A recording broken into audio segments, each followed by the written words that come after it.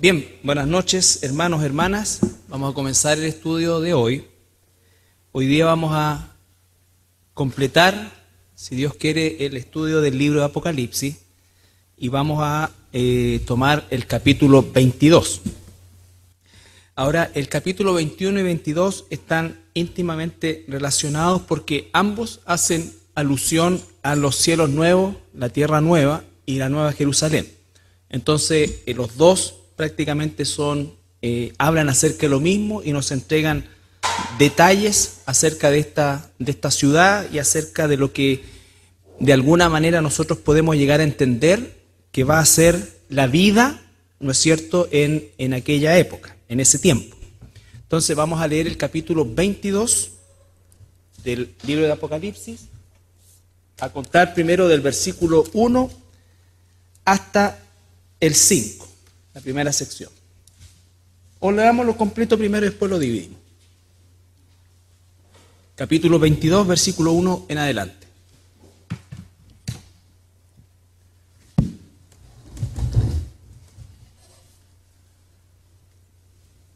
Y me dijo, estas palabras son fieles y verdaderas. Perdón. Desde el versículo 1, todo el capítulo. Después vamos a hacer la separación de secciones.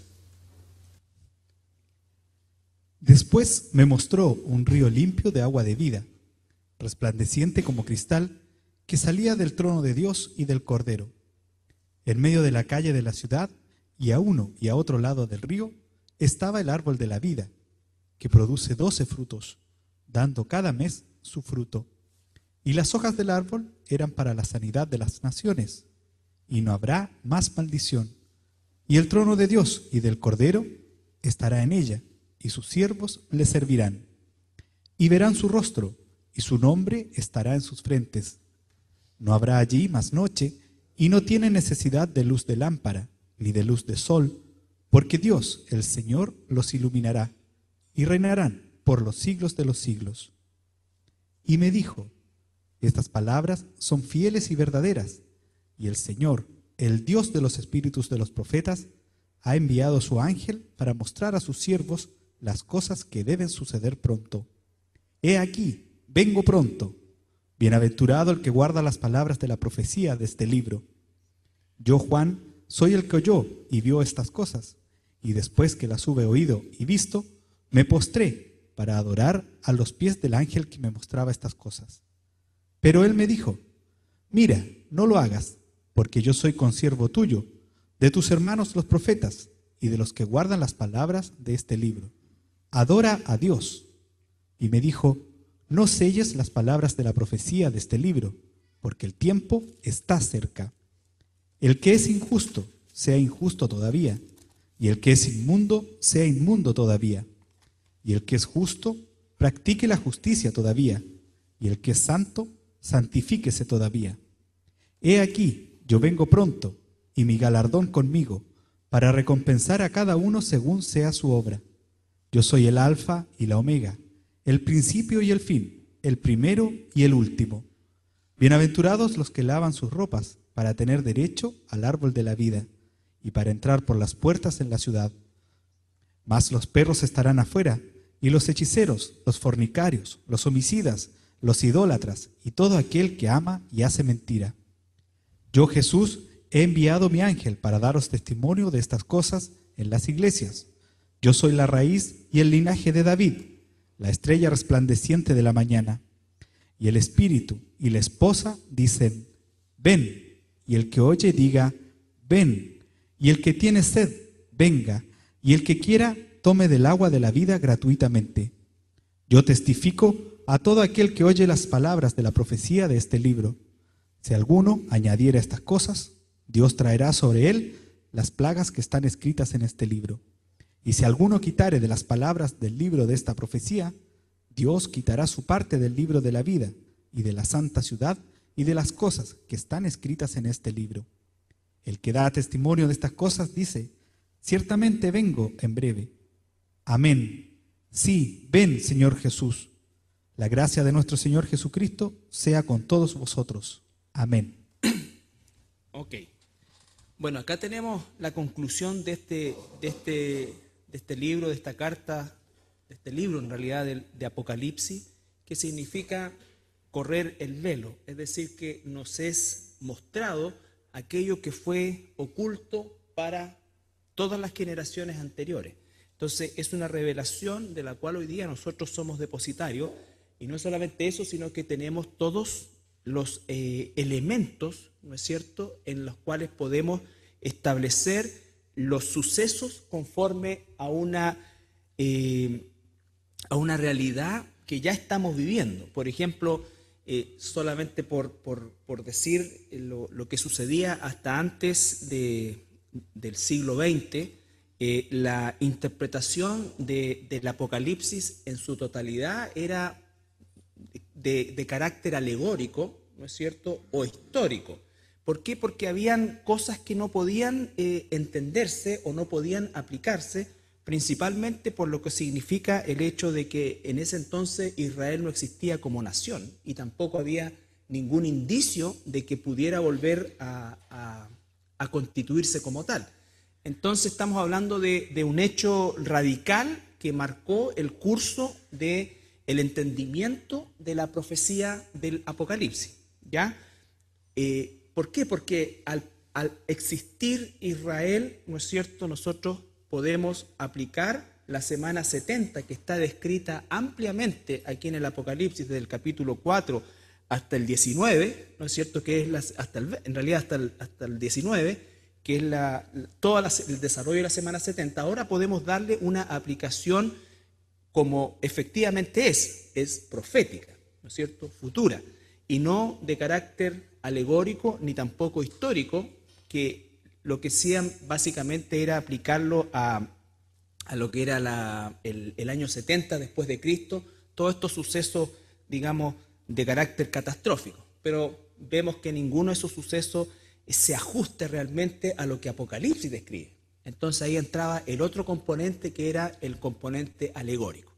Ahora, hay congregaciones o corrientes que continúan en estos dos conceptos, ignorando justamente la importancia que tiene Israel dentro del contexto de la profecía del Apocalipsis, ¿ya?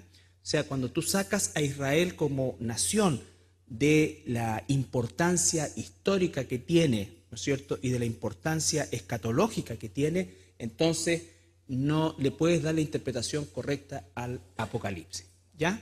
Recuerden que Apocalipsis tiene una relación absoluta con el libro de Daniel. El libro de Daniel habla de los gobiernos, de los sueños de Nabucodonosor, todo esto, y sobre todo el capítulo 9, que nos habla de esta famosa 70 semanas, ¿ya? Y dice claramente que esas 70 semanas, que es un tiempo cronológico, están determinadas sobre tu pueblo y sobre tu santa ciudad. Y eso inmediatamente excluye cualquier tipo de interpretación ajena a Israel y Jerusalén que se pueda hacer, ¿ya? Entonces, por eso es que de alguna manera nosotros hemos tratado de hacer una interpretación lo más lineal posible, en el sentido de que al hacerlo versículo por versículo, nosotros no podemos darle una interpretación fuera del contexto, ¿no es cierto?, a lo que estamos leyendo. Y vamos a ir al capítulo 21, ¿ya?, para ver este concepto de cielo nuevo y tierra nueva. Una vez más, solamente como un recordatorio para poder enganchar el capítulo 22. Capítulo 21, versículo 1 al 3. Dice, voy a leerlo yo, dice: vi un cielo nuevo y una tierra nueva, porque el primer cielo y la primera tierra pasaron y el mar ya no existía más. Entonces, ese primer versículo confirma lo que nos dice el capítulo 20 en relación al establecimiento del trono de Dios, en que el cielo y la tierra desaparecen. Es decir, lo que está ocurriendo acá es lo que profetizó Isaías tanto en el capítulo 65 como en el 66, que habrían cielos nuevos y tierra nueva. Eso significa una nueva creación. Recuerden que la fase del milenio es un proceso de restauración. Aquí son cielos nuevos y tierra nueva, y específicamente está diciendo que hay una destrucción, que también el apóstol Pedro la describe con algunos detalles, ¿no es cierto? Hay una destrucción de lo que hoy existe, ¿ya? De lo que hoy existe. Por lo tanto, tenemos, volvemos al capítulo 21, cielo nuevo y tierra nueva. La primera tierra pasaron, el primer cielo y la primera tierra pasaron y el mar ya no existía más. Entonces, de alguna manera, tenemos una nueva tierra donde una de las características físicas es que no va a existir mar. Ya no va a existir mar, a diferencia de lo que tenemos hoy día, ¿no es cierto?, en que la mayor porcentaje de la superficie terrestre está cubierta por agua, ¿no es cierto? Aquí va a ser otra cosa, ¿ya? No es algo restaurado, es algo nuevo, pero habla de cielos y tierra.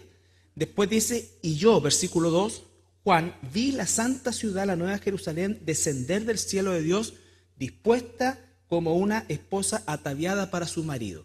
Eso significa, ¿no es cierto?, lo que nos enseña o lo que nosotros logramos entender de la Biblia propiamente tal, es que la nueva Jerusalén es aparte del cielo nuevo y la tierra nueva. Hay interpretaciones que hablan que todos los seres en la eternidad vivirán en la nueva Jerusalén. Lo que dice, según lo que estamos estudiando, no es así. Está hablando de un cielo nuevo, una tierra nueva, y está hablando aparte de eso de la nueva Jerusalén. De hecho, hace una descripción en detalle, prácticamente todo el capítulo 21 y gran parte del capítulo 22, hace alusión a esa descripción de la nueva Jerusalén. Entonces Juan ve la nueva Jerusalén descender del cielo de Dios, dispuesta como una esposa ataviada para su marido. ¿Ya? Entonces, la primera conclusión que nosotros tenemos del capítulo 21 y 22 de esta etapa de cielos nuevos y tierra nueva, que tenemos dos creaciones, ¿no es cierto? O dos lugares. Uno es una nueva creación y lo otro es la nueva Jerusalén que desciende del cielo. La nueva Jerusalén existió siempre, ¿ya? Es anterior, la nueva Jerusalén o la Jerusalén terrenal toma el modelo de la Jerusalén celestial, el templo y la ciudad y en fin. Entonces, la nueva Jerusalén lo que hace es desciende y se va a posar sobre los cielos y la tierra nuevo, que son los definitivos. Ahora, versículo 3, capítulo 21. Esto es fundamental de entender y recordar para poder entender el capítulo 22. El capítulo 22 es la continuación de la explicación que empieza en el capítulo 21. Entonces tenemos un cielo nuevo, una tierra nueva y la nueva Jerusalén. Y oí una gran voz del cielo que decía, he aquí el tabernáculo de Dios con los hombres, y Él morará con ellos, y ellos serán su pueblo. Y Dios mismo estará con ellos como su Dios. Esto, hermanos, según lo que estamos estudiando de manera sistemática, no es la iglesia. No es la iglesia. Está hablando de que esta nueva creación, estos cielos nuevos y esta tierra nueva, ¿no es cierto?, van a ver humanidad. Porque la palabra que usa ahí, hombres, es humanidad. Ahora, ¿de dónde sale esta humanidad? Hemos estudiado la primera humanidad que constituyó solamente una pareja, ¿no es cierto? Tenemos en el jardín del Edén antes de la caída. Después de la caída tenemos una segunda humanidad que constituye inmediatamente la humanidad que se desarrolló después de esa caída, ¿no es cierto?, que tenía características del planeta atmosféricos distintos, la longevidad de los humanos era distinta y eso cambia abruptamente por un juicio de Dios, ¿no es cierto? Se erradica toda esa gente del planeta y sobreviven solamente 8 personas. Y uno de los juicios que Dios emite sobre la humanidad es que inmediatamente limita la edad cronológica o la posibilidad de vivir al ser humano a solamente 120 años, ¿ya? Por causa de la maldad. Entonces tenemos otro grupo de humanos que nace ahora bajo esta condición, ¿ya? Incluso la condición alimenticia, recuerden ustedes Génesis 9, cambia. La primera generación no comía animales, la segunda generación o este grupo ya come animales. Hay cambios en la dieta, hay restricción, ¿no es cierto?, de la edad y, por supuesto, producto del cataclismo del diluvio, la condición geográfica del planeta varía, ¿ya? Después, esa generación o de esa generación venimos hasta el día de hoy nosotros como concepto de humanidad, ¿no es cierto? Y esa humanidad, como la conocemos, va a terminar después de los 7 años de la gran tribulación. Y tenemos otra humanidad que conserva esta condición pecadora, pero que es restaurada a la forma antes del diluvio. Recuerden, en el milenio va a haber muerte, va a haber pecado, a pesar del gobierno justo y de todo eso, ¿no es cierto? Por lo tanto, lo que ha ocurrido ahí es una restauración planetaria, un gobierno perfecto, condiciones perfectas desde todo punto de vista, pero la humanidad continúa en una condición de pecado. Lo que se ha restaurado es la forma antes del diluvio, es decir, esa longevidad corresponde al tipo de longevidad que tenían antes del diluvio. ¿Estamos? ¿Qué ocurre después de esos 1000 años? Dice que ocurre una inmensa rebelión. Si nos vamos al capítulo 20, versículos 7, 8 y 9. Cuando los 1000 años se cumplan, Satanás será suelto de su prisión y saldrá a engañar a las naciones que están en los 4 ángulos de la tierra, a Gog y a Magog, a fin de reunirlos para la batalla, el número de los cuales es como la arena del mar. Y subieron sobre la anchura de la tierra y rodearon el campamento de los santos y la ciudad amada, y de Dios descendió fuego del cielo y los consumió. Ya, aquí tenemos el final del ciclo del milenio. Se cumplen los 1000 años y de ahí hay un tiempo indeterminado, en años también, que no sabemos cuánto tiempo es que Satanás va a tener para engañar a estas naciones, a la gente de estas naciones, pero el punto es que va a haber mucha gente que se va a rebelar contra Dios. Y entonces tenemos que es mucha gente, porque dice como la arena del mar, pero no es toda la humanidad, porque de hecho esta gente, ¿no es cierto?, estos seres humanos van a atacar a la ciudad de Jerusalén, que hay santos. Santos, la palabra santos significa apartados, ¿no es cierto? Es decir, y versículo 9, y subieron de la anchura de la tierra y rodearon el campamento de los santos y la ciudad amada. Entonces tenemos 2 tipos de personas en este periodo ¿no es cierto?, entre el final del milenio y el comienzo de los cielos nuevos y la tierra nueva. Ese periodo que es indeterminado, en que Satanás engaña, ¿no es cierto?, y produce esta rebelión general, hay 2 tipos de personas: los rebeldes y los santos. ¿Estamos? Los rebeldes y los santos. ¿Qué pasa con los rebeldes? No alcanzan a llegar a Jerusalén y el Dios del cielo dice que los fulmina y los elimina a todos.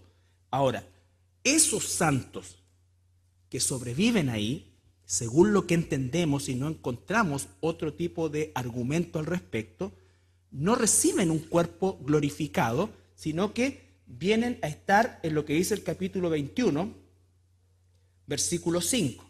Y el que estaba sentado en el trono dijo: He aquí, yo hago nuevas todas las cosas.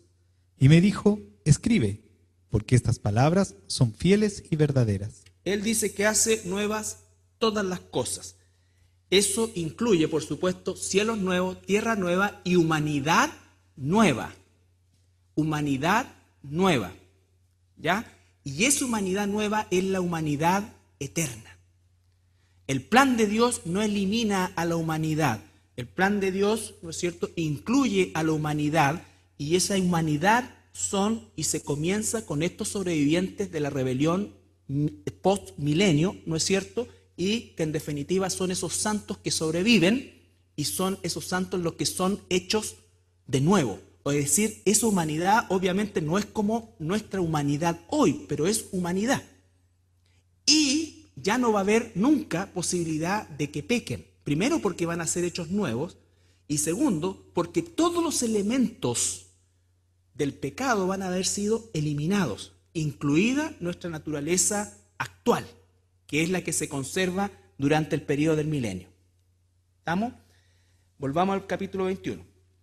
El versículo 3 dice: y oí una gran voz del cielo que decía: he aquí el tabernáculo de Dios con los hombres. La nueva Jerusalén es el tabernáculo de Dios. Dios va a habitar en medio de la humanidad en la nueva Jerusalén. La nueva Jerusalén es el tabernáculo de Dios. Recuerden que dice, ¿no es cierto?, que ahí adentro no hay templo porque la gloria de Dios lo llena todo. Ese es el tabernáculo de Dios, la nueva Jerusalén, que va a vivir ¿con quién? Con la humanidad, o en medio de la nueva humanidad. Versículo 4. 21:4. Enjugará Dios toda lágrima de los ojos de ellos, y ya no habrá muerte, ni habrá más llanto, ni clamor, ni dolor, porque las primeras cosas pasaron. ¿A qué humanidad se está refiriendo este versículo 4 del capítulo 21? A la humanidad que sobrevivió a la gran rebelión. La gran rebelión es un suceso traumático, ¿no es cierto? Es un suceso traumático, es un suceso doloroso. Muchos padres e hijos van a ser parte de esa rebelión. Recuerden que las familias van a ser sumamente numerosas en ese entonces, por lo tanto va a haber un sufrimiento. Esto no se aplica a la iglesia. ¿Sabes por qué? Porque cuando tú y yo muramos o seamos llevados en el rapto, vamos a recibir inmediatamente un cuerpo glorificado. Y el cuerpo glorificado seguro que ni lagrimales tiene. Es un cuerpo glorificado. Dios no te va a sentar en el brazo y te va a consolar. No, porque ya tienes un cuerpo glorificado. Ya eres perfecto. Y este pasaje se saca de contexto y se usa para decir, no importa todo el sufrimiento que estás teniendo ahora, el Señor te va a sentar en sus brazos. No. Esto es para aquellos, hoy día nosotros en nuestra condición recibimos consuelo ¿de quién? Del Espíritu Santo, ¿no es cierto? Él es el consolador, es el paracleto. Pero cuando tengamos cuerpo glorificado, o sea, en un abrir y cerrar de ojos vamos a ser completamente transformados. Para nosotros el tema de la muerte, el dolor y el clamor se termina al momento de recibir el cuerpo glorificado. Esta es la humanidad que va a ser consolada al momento de ser transformada, ¿no es cierto? Y es efectivamente la humanidad perfecta que va a habitar los cielos nuevos y la tierra nueva, y el plan de Dios se va a llevar a efecto ahí sin ya presencia absoluta de la maldad. Recuerda, cuando Adán y Eva fueron creados y puestos en el jardín del Edén, ¿ya existía la maldad? Sí, pues si la maldad empezó en el cielo, no en la tierra, ¿no es cierto? Por lo tanto, el proceso para eliminar la maldad es lo que ha llevado todo este tiempo. Todo este es un proceso, pero Dios no renunció a la humanidad. Ha permitido que pase todo este proceso. Ese es el plan de Dios. Nosotros estamos lejos de entender las razones y las motivaciones, pero la Biblia nos muestra que es así. O sea, cuando Dios pone a esa creación, Adán y Eva perfecto, existía el mal ya hace rato. ¿Ya? Entonces, en esta nueva creación, no, porque ¿dónde está el diablo? ¿Dónde está todo? ¿Dónde están todos ya en el lago de fuego, incluida la muerte, todo? Todo ya está en el lago de fuego. ¿Ya? Y esta nueva humanidad entonces es la que va a vivir, ¿no es cierto?, en el cielo nuevo y en la tierra nueva. Capítulo 21, antes de terminar. ¿No es cierto? El apóstol Pedro dice que los elementos son destruidos completamente. Es decir, este planeta deja de existir. Ahora, si es un nuevo planeta, que de hecho lo es, ¿no es cierto?, no sabemos cuál es exactamente su ubicación, si va a ser la misma ubicación, porque cuando dice cielos nuevos se está refiriendo a todo el cosmos. Es decir, en ese tiempo no va a existir Saturno, no, porque todo esto está hecho en función de esta Tierra. ¿Me explico? El cosmos en lo macro también cayó. Cuando cayó, ¿no es cierto?, la creación, cayó todo. No solamente lo que estaba en el planeta, sino que todo lo que estaba alrededor en el concepto de cosmos. Y esa es la palabra ampliada que en el hebreo es shamayim, que significan el cosmos en toda su extensión.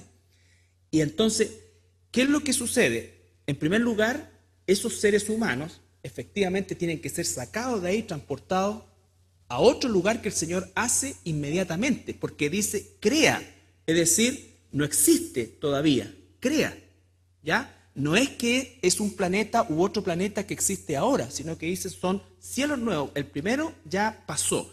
Y esa palabra cielo, vuelvo a insistir, está en el amplio sentido de lo que es el cosmos. No es solamente la bóveda celeste que tenemos nosotros ahora, que se forma a partir, ¿no es cierto?, de los cambios que hubieron producto de que la atmósfera está compuesta por él. Entonces, se está refiriendo a esa instancia. Entonces, sí, es una pregunta que es una situación que no podemos nosotros responder, pero de alguna manera Dios va a transportar a esa gente para acá, así como va a transportar a todas las almas, ¿no es cierto?, de los perdidos, la va a transportar hasta el tercer cielo, al trono, ¿sí?, y de ahí los va a largar al lago de fuego. Entonces, el lago de fuego tiene que ser una cosa que Dios crea y que se va a mantener por siempre. Muchos piensan que es un planeta, no lo sabemos, ¿entiendes? Pero es algo nuevo. Pero que Él también llama cielos y tierra y que tiene características similares a lo que nosotros conocemos. Y lo vamos a ver aquí, mira. Versículo 6 del capítulo 21. Y me dijo, hecho está, yo soy el alfa y la omega, el principio y el fin.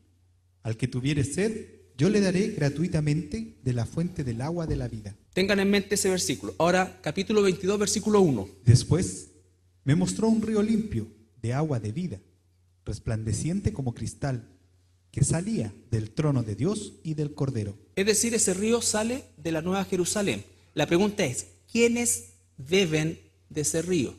¿Nosotros? No. Es para, como dice más abajo, en medio de la calle, versículo 2, nosotros tenemos cuerpo glorificado. En medio de la calle. En medio de la calle de la ciudad, y a uno y a otro lado del río, estaba el árbol de la vida, que produce 12 frutos, dando cada mes su fruto, y las hojas del árbol eran para la sanidad de las naciones. Acá dice que da frutos, 12 frutos, ¿no es cierto?, cada mes. Por lo tanto, a pesar de que estamos hablando de la eternidad, estamos hablando de un cierto orden cronológico. Por lo tanto, estamos hablando de humanos. O sea, los humanos serán eternos, pero los humanos no son como Dios, que no tiene principio ni fin. Los humanos tienen un principio, pero no tendrán un fin. Pero hay una forma de contar el tiempo, porque aquí nos lo está entregando, ¿no es cierto? Y dice que las hojas del árbol, no el fruto del árbol, era para, la palabra sanidad ahí es bienestar. No es la idea de que exista enfermedad, sino que es para el bienestar, es para el confort, es para la alegría de las naciones. ¿Ya? Entonces, la palabra naciones es la misma palabra etnia, que significa nación. Nosotros lo conocemos como sinónimo de país, pero para Dios nación es etnia, es decir, que se van a mantener las etnias, van a haber de color oscuro, de color claro, colorines, ¿no es cierto? Nadie va a necesitar teñirse, ni Grecia en 2000, ni ninguna cosa, probablemente, no sabemos. Pero no es cierto, va a ser todo perfecto. Versículo 3, no habrá más maldición.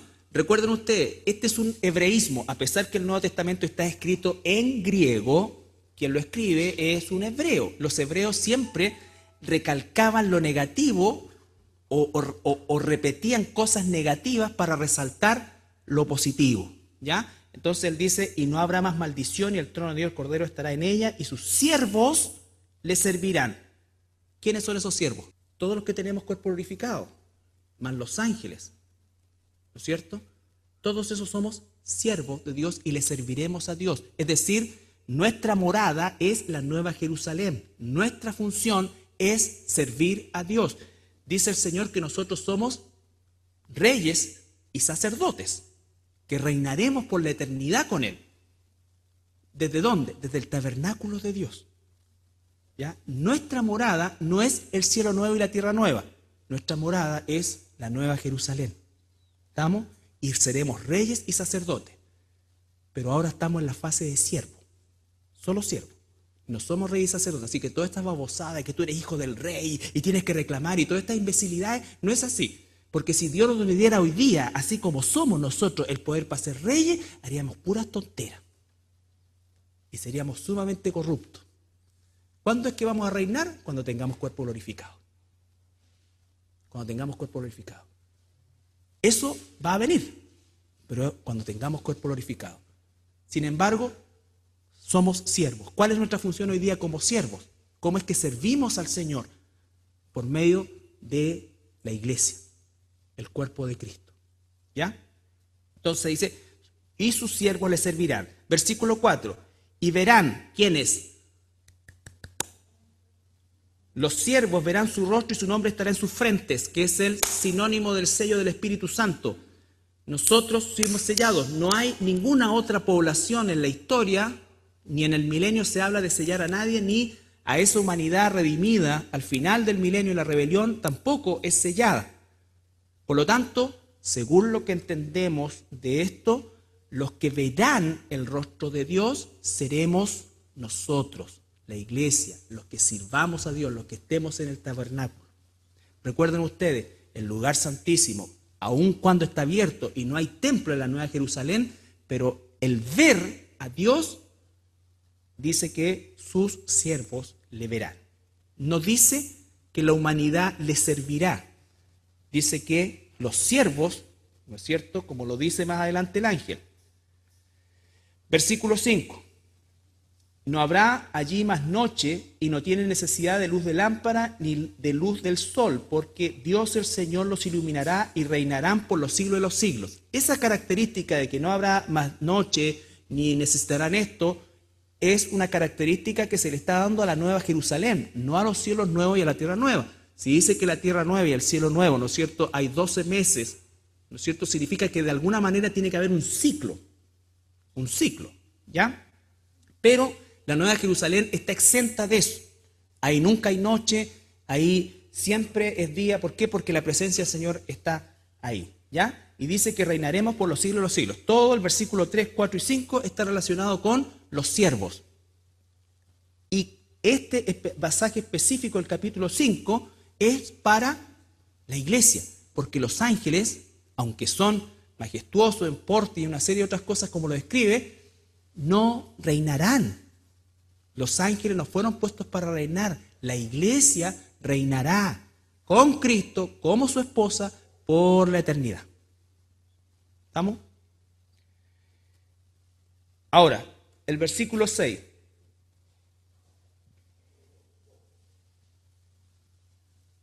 Y me dijo, estas palabras son fieles y verdaderas, y el Señor, el Dios de los espíritus de los profetas, ha enviado su ángel para mostrar a sus siervos las cosas que deben suceder pronto. Ya.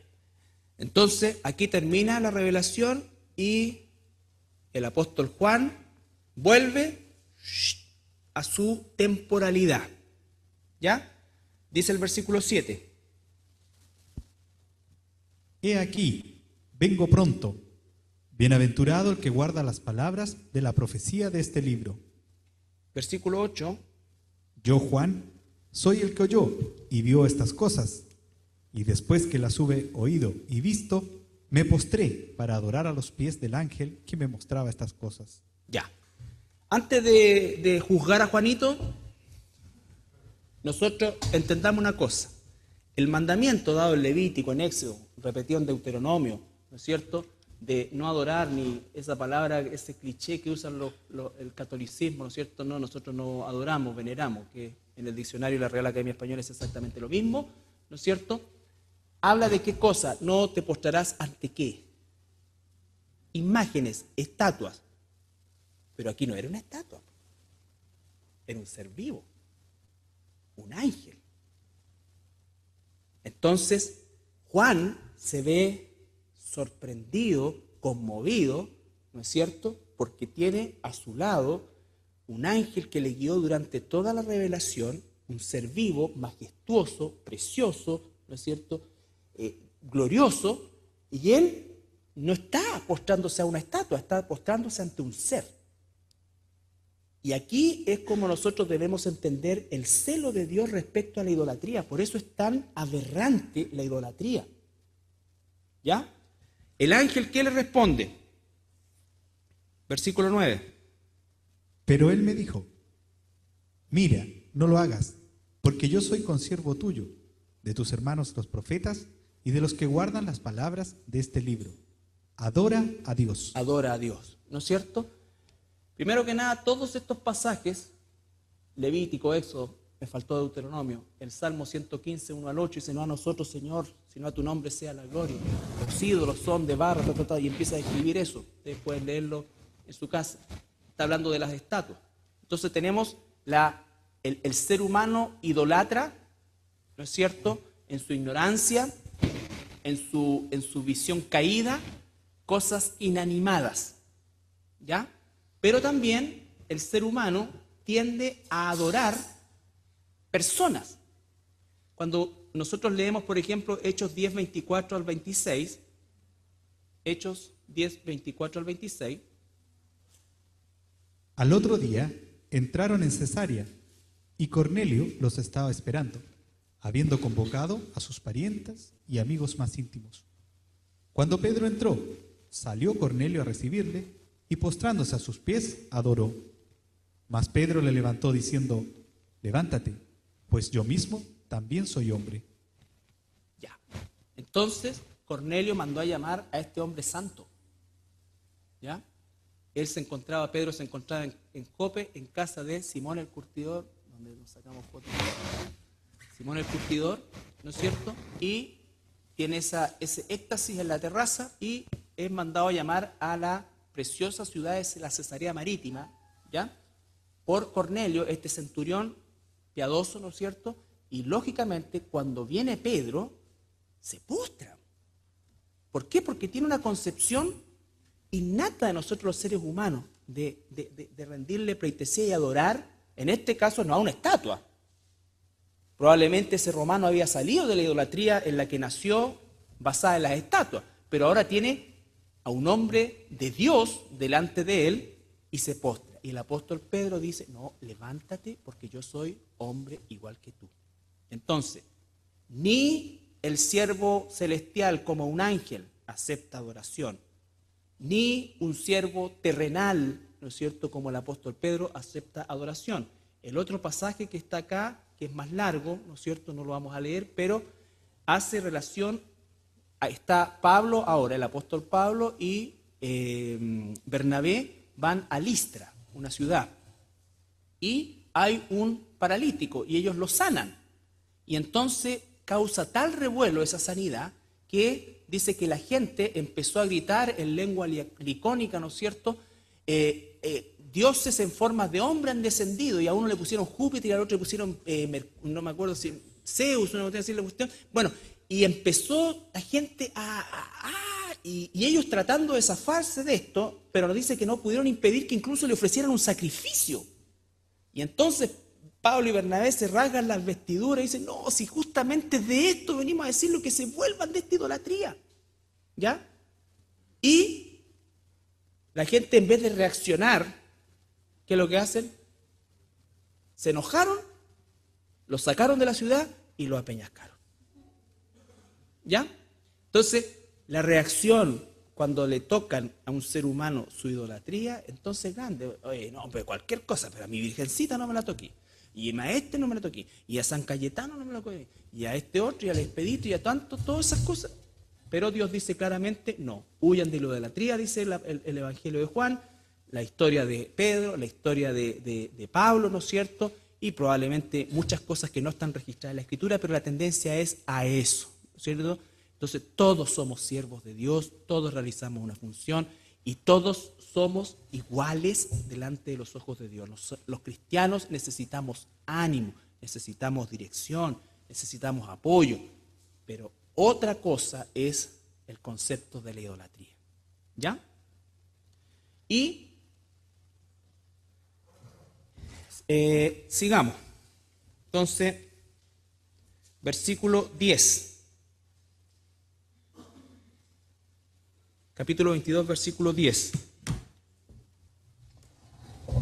Y me dijo: no selles las palabras de la profecía de este libro, porque el tiempo está cerca. Ya.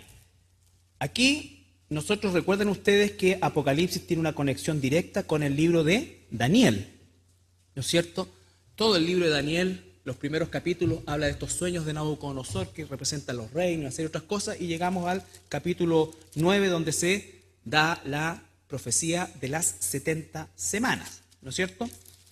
Entonces, cuando leemos Daniel capítulo 12, versículo 4 primero, está terminando el libro. Daniel ha recibido una serie de revelaciones, pero la más grande de ellas es las 70 semanas. Daniel capítulo 12, versículo 4. Pero tú, Daniel, cierra las palabras y sella el libro hasta el tiempo del fin. Muchos correrán de aquí para allá y la ciencia se aumentará. Ya. Entonces tenemos la primera parte que dice: tú, Daniel, cierra las palabras, sella el libro. ¿No es cierto? Sella el libro. A diferencia de Apocalipsis, que dice: no selle este libro. Ya vamos a ver por qué.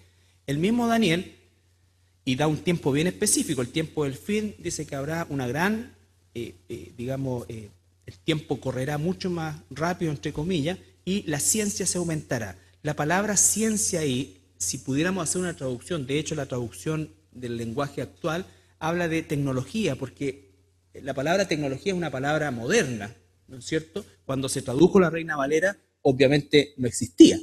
Lo mismo que la palabra dinosaurio y otras palabras que son modernas, ¿ya? Entonces, está hablando principalmente de lo que estamos viviendo nosotros hoy día, ¿ya? El tipo de vida que vivimos, es decir, para esta época es. Versículo 8 de ahí de Daniel y el 9. Y yo oí, mas no entendí, y dije, Señor mío, ¿cuál será el fin de estas cosas?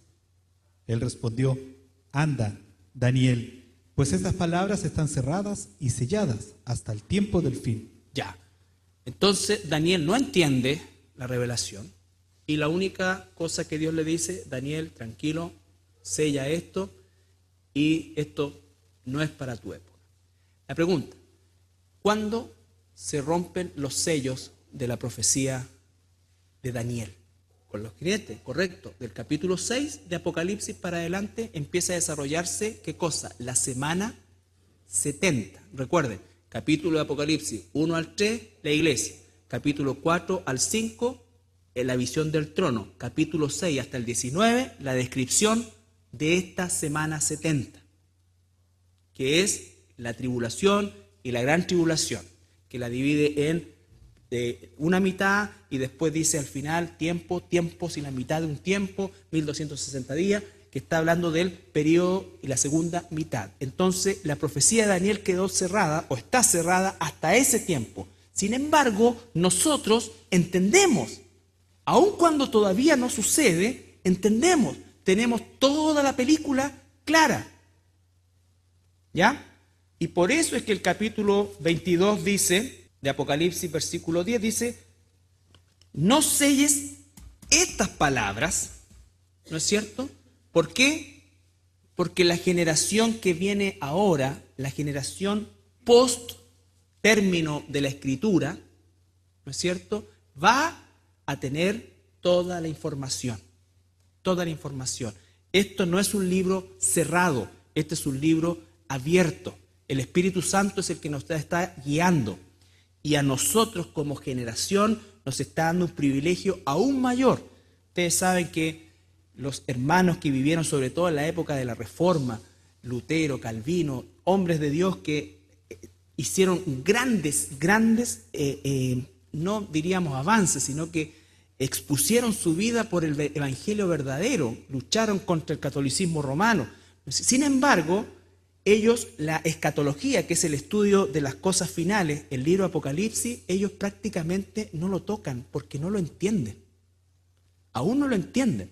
Y ahí es donde les digo que básicamente salen interpretaciones alegóricas o interpretaciones históricas. Por ejemplo, Lutero pensaba que todo lo que describe Apocalipsis se aplicó al año 70 después de Cristo con la destrucción de Jerusalén, ¿ya? Pero cuando tú lees el texto te das cuenta que no tiene nada que ver con la destrucción de Jerusalén que describe la historia del año 70. Otros hicieron aspectos alegóricos. Hoy día todavía, como les dije también, hay corrientes que adscriben a eso. Pero nosotros, cuando entramos al siglo XX, ¿no es cierto?, tenemos la posibilidad de entender el aumento de la ciencia. Fíjense que hasta el año 1800 la gente viajaba de la misma manera casi como viajaba el apóstol Pablo. No habían grandes variaciones. Por lo tanto, la tecnología no se desarrolló durante ese tiempo. Igual el caballo, la carreta, esto, pero empieza el siglo XX y comienza un proceso absolutamente inédito. En un siglo o en menos de un siglo se produce una explosión gigantesca desde todo punto de vista. ¿Cómo podría entender un hermano de la época de Lutero que todo ojo vería a los dos testigos resucitar y subir? ¿Cómo podría eso? Para nosotros no hay ningún problema. O sea, nosotros vemos eventos que ocurren a miles de kilómetros de acá en vivo. por medio de la televisión, y cada vez la televisión va siendo más increíblemente real. O sea, falta que uno estire la mano, ¿no es cierto?, y le dé la mano a los que están ahí, o le pegue un palo al que está, el político que sale. Todo, o sea, ya, no sé si les pasa a ustedes, pero nosotros siempre con mi hijo decimos, oye, ¿cómo es que veíamos los partidos que no eran en HD? ¿Cómo podíamos vivir sin el HD? O sea, si cuando los partidos los pasan por la televisión abierta es pero un suplicio. Claro, pues. Claro, entonces sí, HD extraordinario. Extraordinario. Y estamos hablando de no la última tecnología, ¿no? Entonces, nosotros estamos en otra condición de entender las cosas. Hubo un atentado en Bélgica, se sabe en el acto. En el acto. A los minutos que sucede, no solamente lo sabemos, sino que hay imágenes, todo está. Eso no lo podía entender alguien que el correo demoraba, si era de un continente a otro, cuando existió eso, eran meses, años. ¿Ya? Hoy día, toda esa naturalidad para nosotros. Entonces, vivimos en esas circunstancias, tenemos a Israel ya establecido como nación, militarmente fuertísimo, ¿no es cierto? Cosa que antes del año 1948 era imposible. ¿Qué es lo que era Israel? Los judíos estaban esparcidos por todo el mundo. De todas partes los echaban, los expulsaban, los odiaban, los quemaban, los perseguían, todo. Y en menos de 50 años se transformaron en un país desarrollado. Pero es Dios quien está haciendo eso por causa de su palabra. Entonces, para nosotros calza perfecto la información de Apocalipsis, porque tenemos a Israel, ¿no es cierto? Tenemos el concepto de un gobierno mundial que se acrecienta, pero a pasos, o sea, que viene a pasos agigantados. ¿No es decir? Tenemos todos los elementos, no estoy diciendo que va a ocurrir mañana o pasado, o quizás sí, pero está todo hoy día con la posibilidad de que los eventos apocalípticos se desarrollen. Por eso es que la profecía está abierta. Y cada generación, a partir de Juan en adelante, ha tenido más luz, más luz, más luz, más luz. Y nosotros tenemos, desde mi punto de vista, el foco completo. Tú y yo sabemos, hay un rapto, hay 7 años de tribulación, hay un juicio, ¿no es cierto?, de las ovejas y los cabritos, hay un milenio, hay un término del milenio, hay una rebelión, hay un cielo nuevo, hay un juicio, hay un cielo nuevo, una tierra nueva y hay una nueva Jerusalén, y nosotros vamos a vivir en la nueva Jerusalén. Eso es, hermano. Entonces, para nosotros ya no es un misterio, tenemos toda la película clara. Toda la película clara. ¿Ya? Ahora, si la cama va a ser de oro, si vamos a dormir, no vamos a dormir. Pero la cronología la tenemos clara. ¿Ya? Entonces, nos dice el apóstol, versículo 11, ya estamos terminando. El que es injusto, sea injusto todavía. Es decir, las cosas no van a cambiar. Nunca vamos a tener justicia hasta que llegue el príncipe de paz, cuando hay un gobierno perfecto y finalmente cuando reine por los siglos de los siglos, desde el tabernáculo de Dios. El que es injusto, sea injusto todavía. El que es inmundo, sea inmundo todavía. El que es justo, practique la justicia todavía. Y el que es santo, santifíquese todavía. Es decir, el que se está santificando sabe que nada de lo que está descrito anteriormente, la injusticia, la idolatría, la inmundicia, todo eso, no va a cambiar, no ha cambiado y no va a cambiar. ¿Ya? Por eso todas esas canciones, América para Cristo, Argentina para Cristo, toda esa cuestión, no, jamás. Todas las naciones del mundo hoy día están bajo el príncipe de la potestad del aire que se llama Satanás. Solamente serán para Cristo en el milenio. Y aún así va a haber rebelión. ¿Ya? Entonces, todas esas expresiones no son correctas y es por una mala interpretación, porque sacan textos de contexto y hacen lo que quieren. ¿Ya? Entonces, dice, he aquí, versículo 12, vengo pronto y mi galardón conmigo para recompensar a cada uno según su obra. Ahí Juan vuelve a la iglesia. La iglesia está esperando galardón en el tribunal de Cristo. Recuerden que la palabra tribunal de Cristo no es un lugar de juicio, sino que es la palabra bema, que significa el podium de los triunfadores. Yo soy el alfa y el omega, el principio y el fin, el primero y el último. Usa el mismo título con que se presenta Juan. Versículo 14, bienaventurados los que lavan sus ropas para tener derecho al árbol de la vida y para entrar por las puertas de la ciudad. Esos no somos nosotros, son los sobrevivientes milenarios. Mas los perros estarán fuera, y los hechiceros, los fornicarios, los homicidas y los idólatras, y todo aquel que ama y hace mentira. Otra vez el hebreísmo para destacar la pureza en función de lo impuro que no va a haber. Los perros se refiere a un concepto figurativo.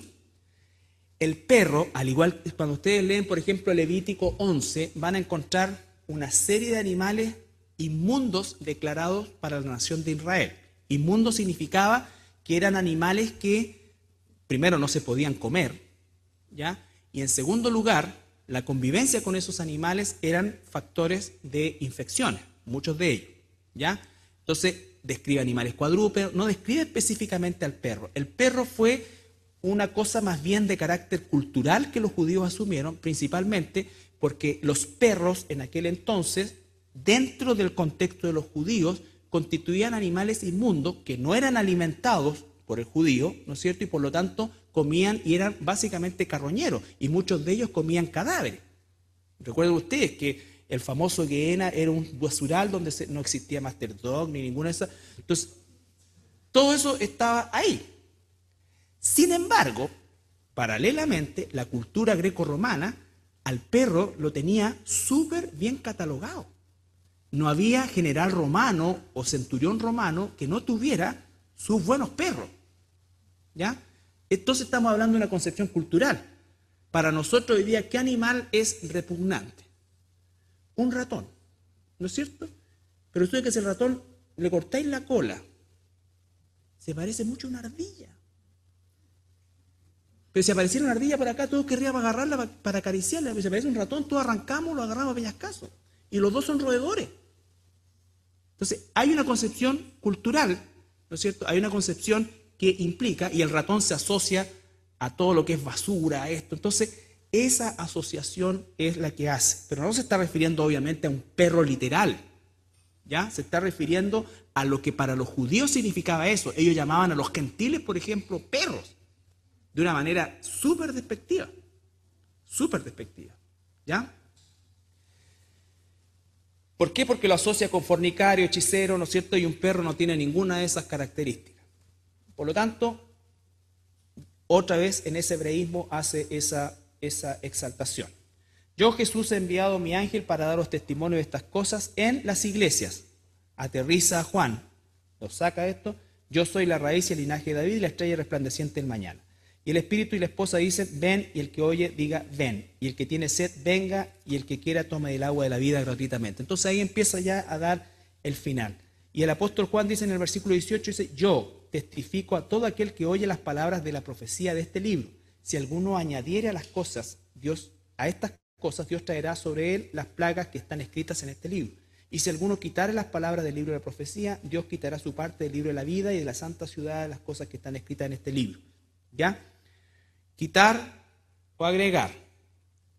Específicamente estos pasajes se refieren a la revelación de Apocalipsis, pero obviamente que incluyen toda la palabra de Dios también. Nosotros no, la Biblia no es de interpretación privada. Entonces, toda la escritura es inspirada por Dios, por lo tanto no puede variar nada. ¿Ya? Y dice, el que da testimonio de estas cosas dice, ciertamente vengo en breve. Amén. Sí, Señor Jesús, la gracia de nuestro Señor Jesucristo sea con todos vosotros. Amén. Entonces, yo sé que hay cosas que seguramente nos llaman la atención y que son absolutamente válidas y en las cuales probablemente no tengamos una respuesta concreta al respecto. Pero el propósito de este estudio fue, en primer lugar, hacerlo porque la Biblia dice que somos bienaventurados cuando lo hacemos. ¿Ya? En segundo lugar, porque es un libro importantísimo de la Biblia. Nosotros no podemos leer hasta la carta de Judas y después partir en Génesis otra vez. No, está ahí y nosotros debemos leerlo. En tercer lugar, porque somos una generación absolutamente privilegiada respecto a la luz que tenemos para interpretar esto. ¿Ya? Que tenemos para interpretar esto.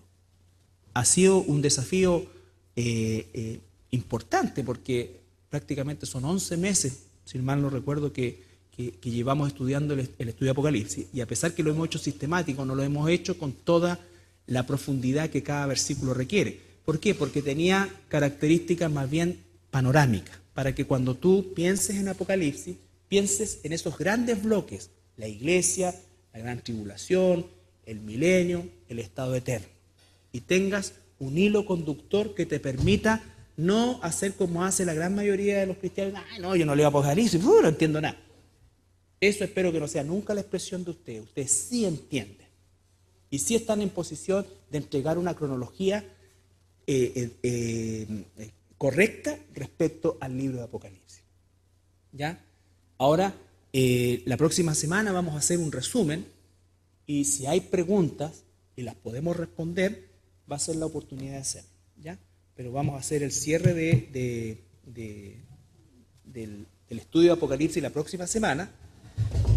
Y Dios mediante, a partir de la siguiente semana, vamos a hacer un estudio basado en el cuadrito que está allá al fondo, que son, antes de entrar a un estudio más grande, vamos a hacer un estudio de la declaración de fe de nuestra iglesia, ¿ya? Sobre todo porque hay mucha hermandad nueva, y es importante que sepa que esa declaración de fe tiene, por supuesto, un fundamento bíblico, ¿no es cierto?, pero la vamos a trabajar de forma ampliada, cada uno de esos puntos. Y además de eso, vamos también a darle una pasada a aquellos mandatos de la Escritura, ¿no es cierto?, como son el bautismo, la Santa Cena, ¿no es cierto?, y entender bien el concepto de miembro.